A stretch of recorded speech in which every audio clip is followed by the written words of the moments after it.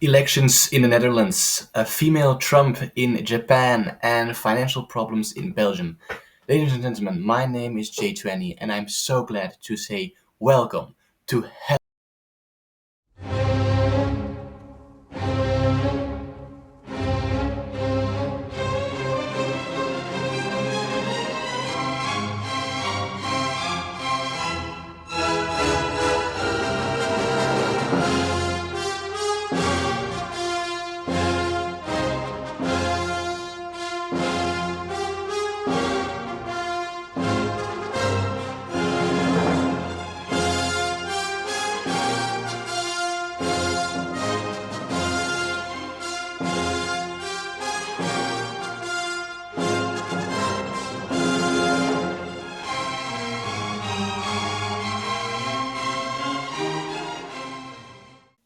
But before we start, I want to say a quick word of thank.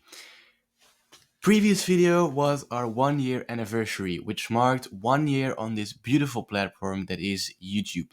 Now, that means 1 year of commentating on politics and other stuff, which in some way means 1 year of Hell World Belgium. Now, that's technically not true because the first episode of Hell World Belgium was only uploaded on the 29th of December 2024, but I still kind of view it as an anniversary. That's why I've decided to start a new season of Hell World Belgium. Now, with a new season comes a new suit. I have distanced myself from the standard white shirt with the beautiful red Christmas tie and decided to go for a beige shirt with the blue suit and a black Christmas tie. Now, it's still a Christmas tie because I think that's fun and that's something quirky that makes this special. And I highly recommend you all wear a Christmas tie all the time. That's especially a call out to politicians out there. Now, I want to thank you here especially for the Hell World Belgium series. Now, I've thanked you a lot in the previous video, but as I told you there are very great videos, great editing, a lot of time and effort put into them. I put my heart and soul into those videos. I really like making those videos. I can't stress that enough. And that's why I think an extra thank you for the past season and a thank you for watching this video, and hopefully the next season is in place. With that said, I want to quickly tell you that the elections in the Netherlands will be covered last because that's such hot news, it might be too hot for me to handle right now. So we're gonna postpone that a bit. Without further ado, we're gonna talk about the first topic, which is in Japan. And it's quite something interesting we can talk about in Japan. Something historically happened. You might already know or you might not, but Japan is a really conservative country. Their politics are dominated by old male politicians in regards to female or young politicians. And that has an effect on their governance. Now, something historical happened on the 21st of October 2025 when Sane Tamagachi was elected the first female prime minister of Japan ever. And she is quite a unique person because it somehow seems that she also wants to be the last. She's a very conservative person, even being on the record stating that the patriarchy is good and healthy and that it should be kept in its place in Japan. Now, she has gotten the nickname of the press, the Asian Trump or the female Trump. Now, that's a very interesting nickname because she actually might be. She shares with the President of the United States a very anti China policy, but also anti immigration. Since the more and more harsh immigration stance of Europe, migrants from third world countries have started to search other countries to go and live or work in. One of those countries is Japan, which is now being faced with a new migrant crisis. There are even parties who solely focus on banning migration or stopping migration. Now, she wants to do this as well. She's quite a conservative woman, as I have told you, and as is clear by her political views. Now, she has also met with Donald Trump already. Right after Donald met with the Emperor of Japan to reinstate the alliance and the relationship between both countries after Trump's harsh tariff war on the world. Now, the prime minister really congratulated Trump with this and this move, and they have decided to work together more closely to contain the danger that is China and the CCP. Now, it is very funny that Tanagashi is such a conservative person because if you don't know, and I didn't know before I started researching for this video, she played in a heavy metal band. She was a motorcyclist rider, and she was quite the rebel when she was younger. So the fact that she is such a conservative and she's not a feminist at all, and she wants actually to keep women out of politics and in the home, as she said herself, is very unique. The problem of the prime ministers of Japan is that Japan is an in-out, in-out, in-out country regarding prime ministers. Only two prime ministers have actually managed to set out their term in Japan, and it's only to remain to see if she will become the third. However, she does have a great background to become the third person to ever set out their term, as she was a pupil of Shinzo Abe, a well-liked and very popular Prime Minister of Japan, not only in Japan but also outside. Personally, my favorite Prime Minister of Japan, and if it hadn't been for his assassination, I think he would still be Prime Minister to this day. For our next problem, we'll move to Belgium, my home country. And it's a very boring problem. It's an economic problem called the begroting. Now, before I explain what that is, I need to explain what's called the social welfare state, because that's what we are in Belgium. Now, what is that? We get taxes from our people and we give it back to people who need it. That's best explained with this diagram right here. The support is the taxes we get from our people, and the columns is what we give back. Now, just a few examples of these are we give money to people who can't work because they have a handicap, or to parents because their children need to be able to grow up in a healthy, stable environment where they have food and clothes. Now, what's the problem with this social welfare state is that in Belgium, some political parties have advocated to add more columns, which is not a problem. That's very fun and nice, actually. But they, at the same time, advocate to chop away at that support base and expect those columns to magically elevate and remain in the air regardless of the fact that there is or is not enough money for those columns. Now that's the problem. But why is it such a problem that I think it should be covered in Hell World Belgium? Well, Belgium, the state of Belgium, has been tried by the European Union and the United Nations because we lose too much money. Our debt has become so enormous because of this problem that we have actually an entire different part of our government that is solely busy with making sure we don't spend enough money. And that problem is what we call the begroting. And the begroting is a shitty thing. Now, everybody hates the begroting. Why? Because your free money is taken away while you need to keep paying those high, high taxes Belgium is so famous for. And that's a problem. A lot of people go protest against these reforms that our Prime Minister, Bart de Wever, wants to implement. But those protesters don't realize one thing. That what they're protesting against is the only solution to the problem that we as Belgium faced. Because if we don't fix it now, it will be only harder to fix it in the future.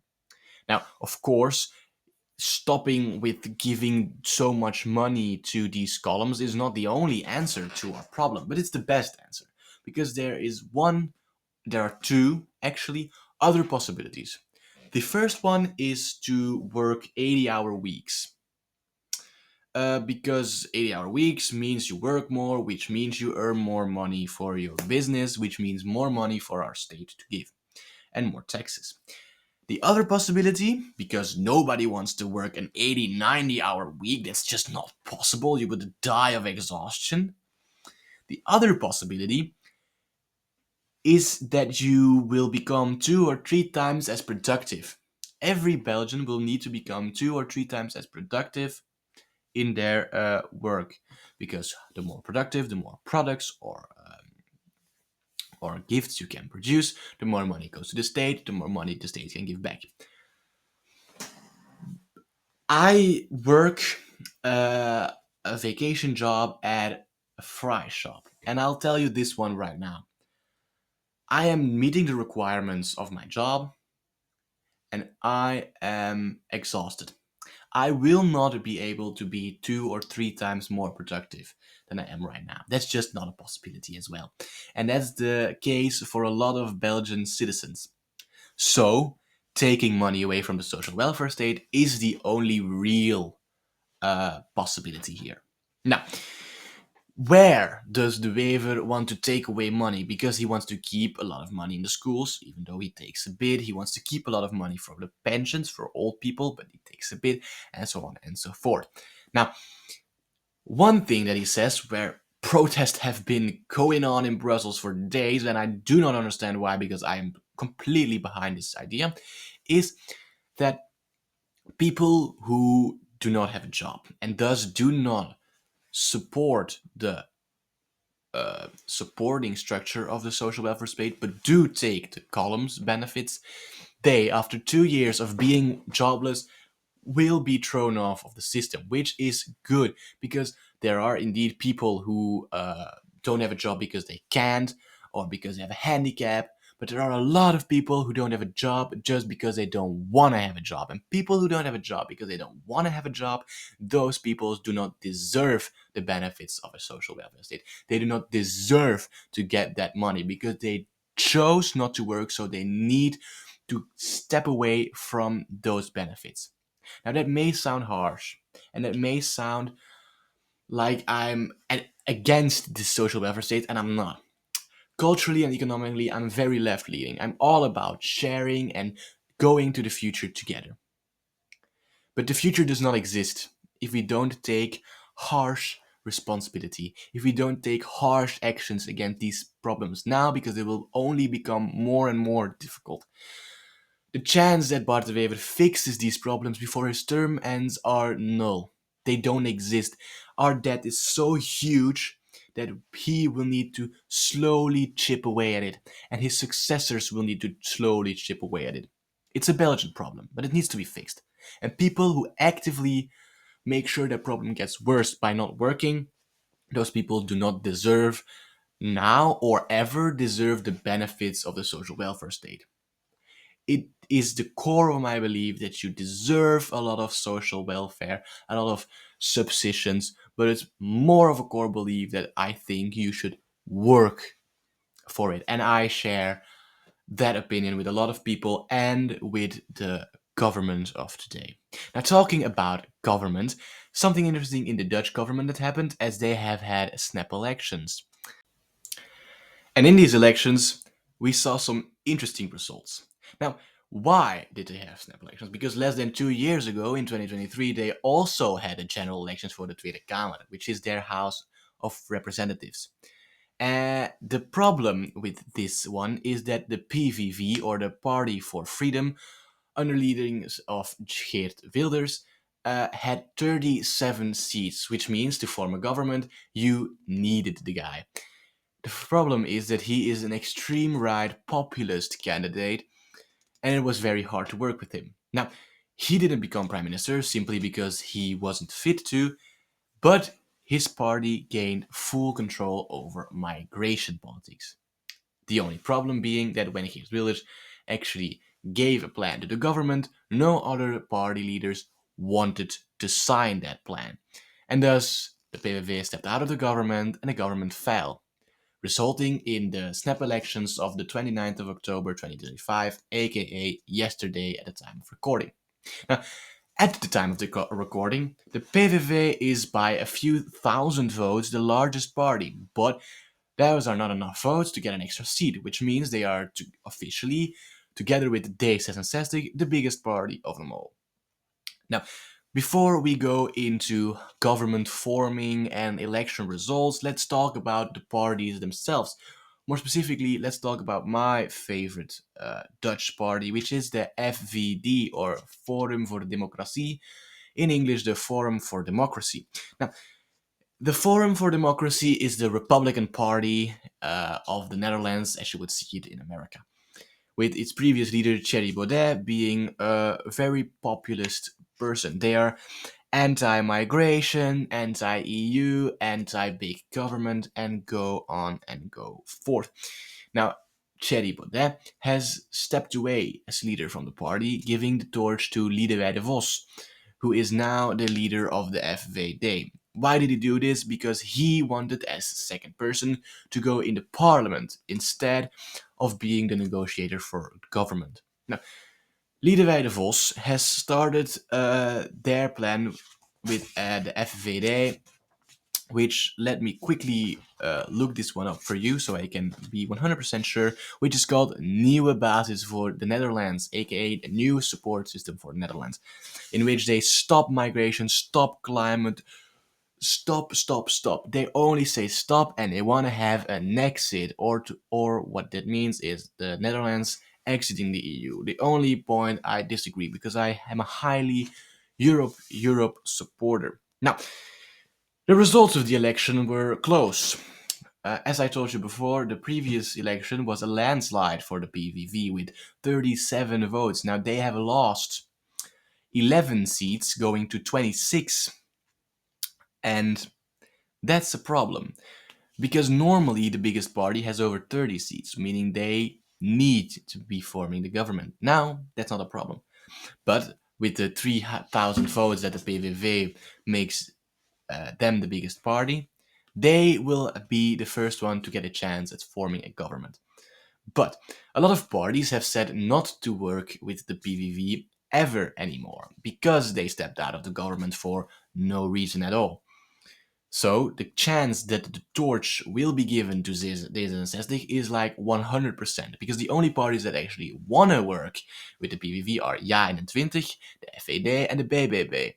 Now, those in total do not accomplish the 76 seats that you need in the parliament of 150 to get a majority. Now, D66 is an interesting party.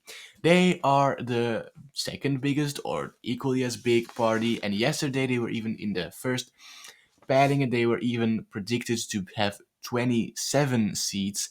And D66 is interesting because they have an interesting program. Now, D66 has a very open Europe stance. They want a European army, European migration, and a European debt collecting system, which means putting the debt of all nations, which would be very beneficial for Belgium personally, together to solve it. Now, Rob Jette, the leader of the D66, has said that he also doesn't want to work with PVV, which makes government forming very difficult, because you make sure that you won't work together with the biggest party.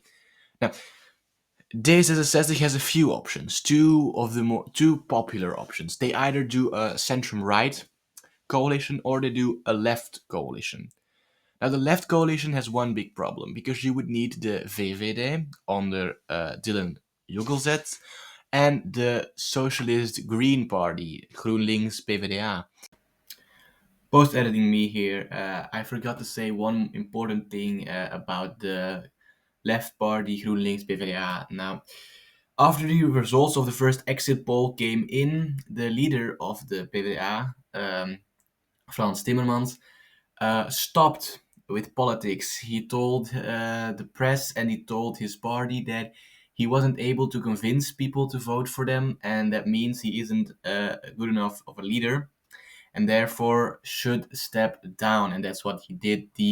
In the evening of the 29th of October, itself paving the way for an official merging of GroenLinks and PvdA with their new leader. So I thought that was really important. So that's the reason why VVD and GroenLinks might maybe work together, because it's especially Frans Timmermans that makes sure that the VVD doesn't want to work with the socialists. So that's very important going forward, that you know that it's not something that 100% can't be, but it's still unlikely, but it has a small chance because Frans Timmermans is not in a picture anymore.